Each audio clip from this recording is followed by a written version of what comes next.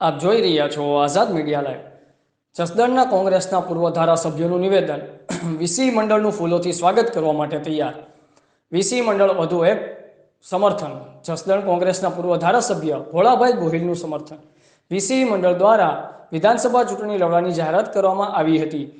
તે પ્રમાણે વીસી મંડળની ચૂંટણી જાહેરાત સાથે ભોળાભાઈ ગોહિલનું સમર્થન। વીસી મંડળ કોંગ્રેસમાં જોડાવાના આમંત્રણ મળ્યું હતું। વીસી મંડળનું વીસી કર્મચારી મિત્રોએ પ્રેસ મીડિયાના માધ્યમમાં જે રજૂઆત છે એ કરી છે કે આગામી દિવસોની અંદર સરકારશ્રીમાં અનેક વખત છે એ પોતાના હક હિસ્સા માટે છે રજૂઆત છે એ કરીશ, પણ આ રજૂઆત સરકારશ્રી નહીં સાંભળતા વીસીના કર્મચારીઓએ આગામી વિધાનસભા ચૂંટણી લડવાની જે જાહેરાત કરી છે ત્યારે એમને વિવિધ સંગઠનો છે એ ટેકો આપી રહ્યા છે। પણ આ કર્મચારી મિત્રો અનેક વખત રજૂઆત કરવા છતાં સરકારશ્રી સાંભળતી ન હોય ત્યારે આવો અમે તમારું ફૂલહારથી છે એ સ્વાગત છે એ કરીએ છીએ।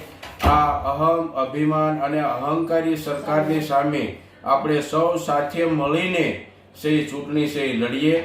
તમારી જે વિવિધ માંગણીઓ, જેમ રાજસ્થાન સરકારે વીસી કર્મચારી મિત્રોનો જે હક હિસ્સો અને સરકારશ્રીમાં જે સામેલ કર્યા છે, એમ આગામી દિવસોમાં આપણે સૌ સાથે મળીને ચૂંટણી લડી અને પરિણામ લાવીને આગામી દિવસોમાં કોંગ્રેસની સરકાર, જેમ રાજસ્થાન સરકારે તમને જે લાભ આપ્યો એમ ગુજરાતની સરકાર પણ આપણને તમામ હક હિસ્સા સહી મળે એના માટે અમે પણ પૂરી તાકાતથી તમારા સમર્થનમાં છીએ અને આગામી દિવસોમાં તમને કાયમી કર્મચારી તરીકે છે ગણવામાં આવે એના માટેના આપણે સૌ સાથે મળીને પ્રયત્ન છે કરીએ। વીસીના કર્મચારી મિત્રો સરકારશ્રીમાં અનેક વખત છે રજૂઆત કરી છતાં આ સરકારે એમની વાત વ્યાજબી જે માંગણી હતી સાંભળી નથી, ત્યારે આ સંગઠને આગામી વિધાનસભા ચૂંટણી લડવાની છે જાહેરાત કરી છે। ત્યારે સરપંચશ્રીના સંગઠન હોય, વિવિધ સંગઠનો હોય, વીસી કર્મચારીઓ જ્યારે સમગ્ર ગ્રામ્ય વિસ્તારમાં એક વફાદારીથી છે એ કામ કરતા હોય ત્યારે એના સમર્થનમાં સરપંચશ્રી હોય, આગેવાનો હોય, ત્યારે એક કોંગ્રેસી આગેવાન તરીકે અમે પણ વીસીના કર્મચારીઓને સમર્થન છે આપીએ છીએ।